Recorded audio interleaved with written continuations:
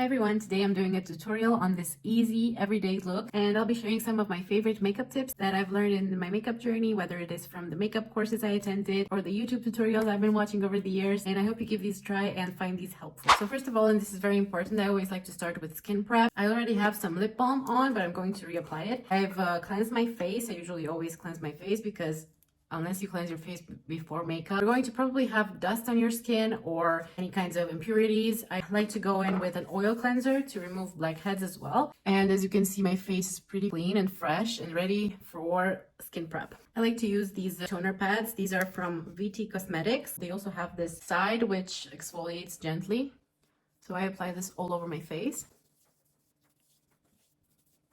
Unless your skin is very well prepped, your skin is actually going to absorb the hydrating elements in your foundation, and it's going to leave you with pigment on top of your face, which is going to look very patchy and cakey. After I applied my toner, I leave it for about 1 to 2 minutes to sink into the skin, and I go in with a hyaluronic serum. This is the Glacier Water Hyaluronic Serum from Mixsoon. I absolutely love this one. I've talked about it before in my videos. My skin absorbs this very well, and I have dry skin, especially now in the colder season. My skin tends to get very sensitive. I think maybe from the wind, also probably because I don't drink enough water. So I really like to hydrate my skin before applying any foundation. I always say this is very important even if you have oily skin, because your skin tends to produce more oil during the day. So if you're using any type of cleanser, or if you're simply not applying any moisturizer before your foundation, your skin is going to have a tendency to produce oil to make up for the lack of hydration that it has on the skin. So that's why sometimes maybe you're going to have oilier skin during the day. What I recommend if you have oily skin is to also skin prep and apply a hydrating moisturizer. Apply your foundation as you will. Maybe you're using a matte foundation, and apply a little bit of powder. Don't go overboard with the powder, because if your skin is going to tend to produce oils, it's going to mix in with the powder, and you're going to end up with very cakey, very patchy foundation. And then especially if you have skin that is on the drier side, do apply a lot of moisturizer and also go in with a hydrating serum, because your skin is going to have a tendency to dry out during the day. And as I mentioned earlier, it's going to collect all the hydrating elements in your foundation, so we don't want it to eat up our foundation basically. I feel like I have a little bit of redness on my face and need a little bit more hydration today. This one I'm using today is from the Lab by Blanc Dew. It's the Oligo Hyaluronic Acid Calming Cream. This one is deep hydrating and it calms irritation as well, so it's perfect for me. I like to apply quite a lot of this. Every time I'm using a moisturizer before applying my foundation, I feel like my foundation just goes on so much smoother and just glides on my face and will stay on my face during the day as well. So this is one of the most important steps I always talk about. I'm going to wait about 1 or 2 minutes before applying any foundation, and in the meantime I'm going to do my brows, because I always go in with the brow wax first to lift my brows up, and the one I'm using is from Sephora. I recently discovered this and made a video about it as well. And this is the Fluff and Fix brow wax, and I think it's been the only product that actually holds my brows up in place. I go over them, brushing them downwards first to coat evenly. My brows are pretty stubborn, so if you have any other recommendations for a brow wax that can hold hair in place really well, please shoot, because I've been looking for one for such a long time. I've been trying to grow my eyebrows for so many years now. If you have any recommendations for a brow serum, please comment below, because I've completely destroyed my brows. When I was in 7th grade, I think, I used to have very nice looking fluffy brows, and I went to a salon to do my brows, and the woman overplucked them so badly, and I've been having thin sparse brows ever since. So once they've dried up a little bit, I go up and I push them down pretty well just to make sure they are set in place. I like to drag a little bit on the direction in which my brow is going. But I'm also going to take my spoolie and line them up a little bit so they're not so fluffy. Perfect. My brows are set in place. My skin has absorbed the moisturizer. So next step for me is going to be foundation. I'm using the MAC Studio Fix Fluid in NC15. I'm going to apply it with a spatula all over my skin, and then I'm going to buff it out using a foundation brush.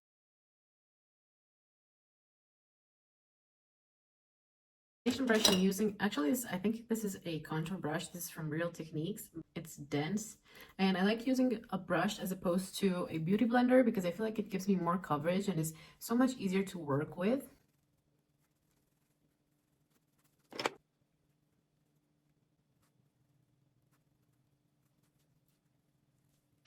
Like it gives like such a nice blurry finish even on my face, which I love. I like to not layer too much foundation because I know that I'm going to go in with concealer, contour, blush, bronzer, highlighter over, so I feel like there's no need for me to overdo it with foundation. And for concealer, I like to mix a little bit of this Tarte Shape Tape one in the color Light Neutral.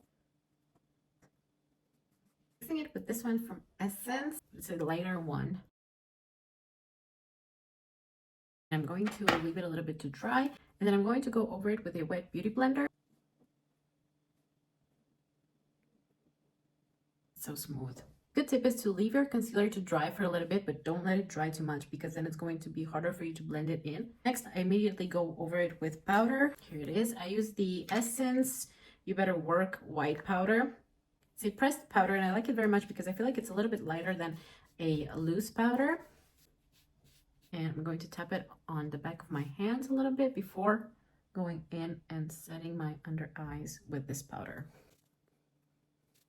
Go quite heavy on this, but then I'm actually going to take a makeup fixer, and this is the MAC Fix Plus Magic Radiance one, and I'm going to spritz it all over my face so it hydrates my face a little bit more, and it actually is going to eliminate all this excess powder that I have under my eyes. My setting spray has dried now completely. Now let's move on to contouring and bronzing my face. For that, I like to use this contouring palette from Vicon. Mixing in these, I'm using an angled brush like this one. I'm going to start a little bit above my cheekbone, and I'm just tapping the contour in slowly, not using too much pressure, and I'm not dragging the product up and down because like that you're just going to have an uneven finish. It's better to just work slowly and just tap the product into the skin.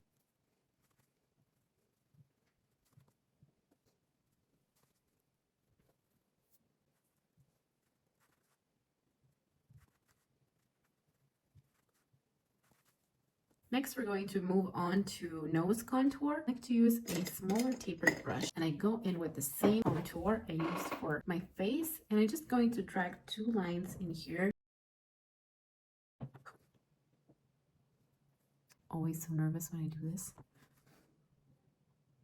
And then I like to go downward a little bit. And don't worry if this is messy because we are going to blend this in. And I also like to do a little here. And I just take my 2 fingers and I like to blend it with my fingers like this. For blush, I've been really loving this one from Milani. This is Bella Bellini. It has a little bit of highlight in it as well. And apply it on top of the contour. And I also go in on my eyes a little bit just to have like a seamless blending. And I really love this color, so I feel like it looks really good on the eyes as well. A little bit on the nose, and don't forget the forehead. Now we're going to define our cheeks a little bit. We applied too much contour and it's a little bit messy. So I'm going to take the same powder that I use under the eyes and the same powder puff, loaded with product, pat it on the top, on the back of my hand. I'm going to connect the outer part of my lips with my face going like this.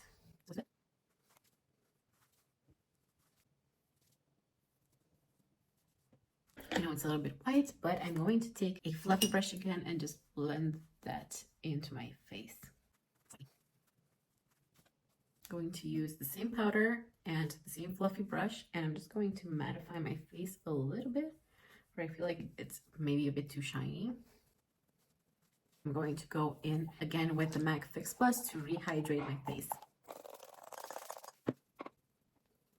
And for brows, I like to use this marker. I think I got this from Shein actually. Like a really fine tip. And I'm just going to draw hairs in my brows.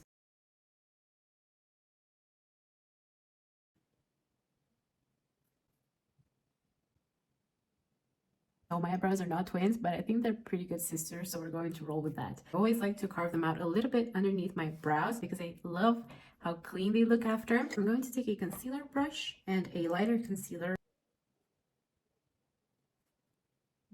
See how much better that looks? It's so much cleaner and more defined and highlighted. I love how that looks.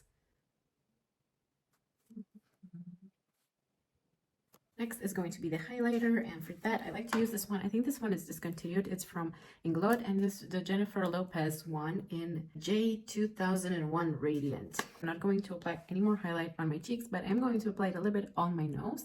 Just the tip of the nose, slightly, and here. I'm going to go underneath the brow with a smaller brush. And just to define that brow a little bit more. I love how that looks.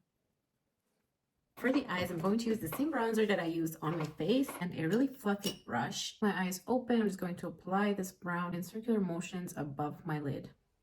And dragging it up a little bit here to elongate my eyes and a little bit on the inner corner here. Notice how I'm not doing any type of blending, just moving the brush in circular motions and left and right. That's because this brush is actually doing all the work for me. So when you want to apply a transition color, definitely choose a brush like this one. This is going to make your job so much easier.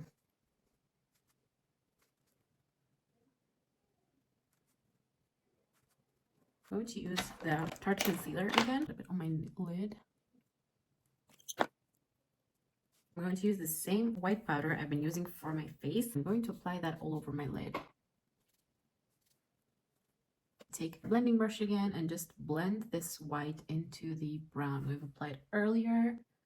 For the eyeliner, the best tip I have is to look straight ahead and start doing the wing with your eyes open. Just follow the bottom of your lash line, go a little bit up and slightly drag it to create a sharp line. And then I'm going to connect the middle of that line to my lash line, again with the eyes open.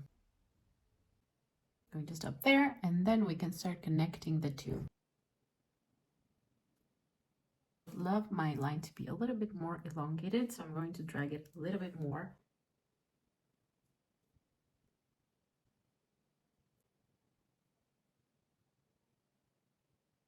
Moving on to mascara, a tip I have for you here is to look down in the mirror when you're applying your mascara on your top lashes, just to avoid messing up your mascara on the top lash, and wiggle your mascara from the bottom of your lashes to the top to coat them evenly and have a good distribution of product.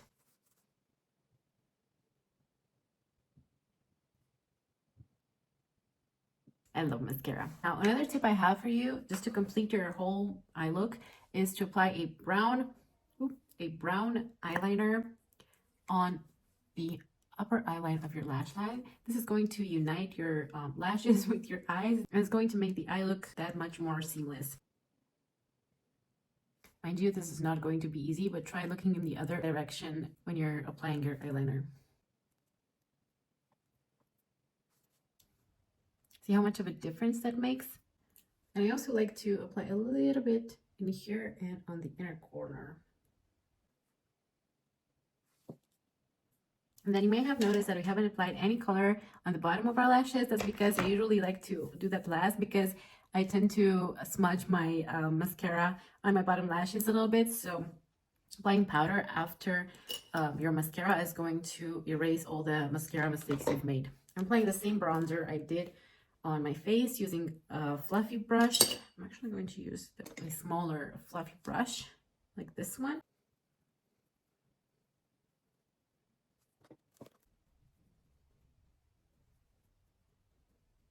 And that's the finished eye makeup. The last thing I'm doing is lips, and I'm going to be using this lip pencil from Vicon or Wycon N75. They have the best lip liners ever, the best nude colors. I highly recommend them, but I do need to sharpen this one. Little tip I have for you to not overline your Cupid's bow is to actually go on the highest points of your lips and do a little dot.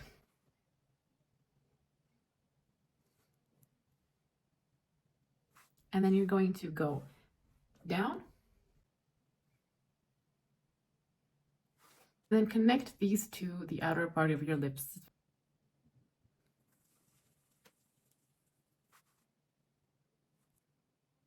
So very easy. Again, I've just overlined a little bit here, but here I follow my natural lip line. I'm going to do the same on the bottom. I'm going to overline slightly here, but then I'm going to follow my natural lip line here.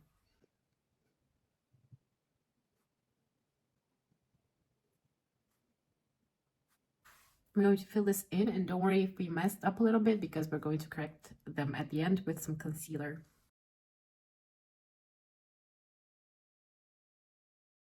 I'm going to take my concealer brush again and the same foundation I used on my face, because you don't want to use a lighter concealer because it's going to be very visible. Use the foundation you used on your face to correct your lips. I highly recommend correcting your lips because your makeup is going to look 10 times more polished.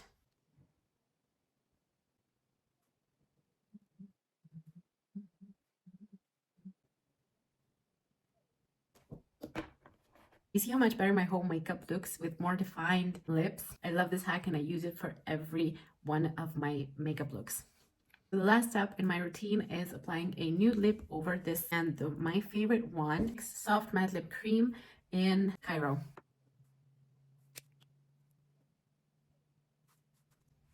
I love that. And then sometimes I'll do a gloss over, and this is the Pupa Shine Bright Jelly Lip Gloss.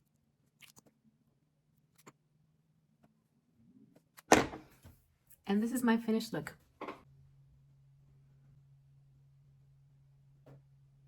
I really hope you guys enjoyed this tutorial and see you in my next one. Bye.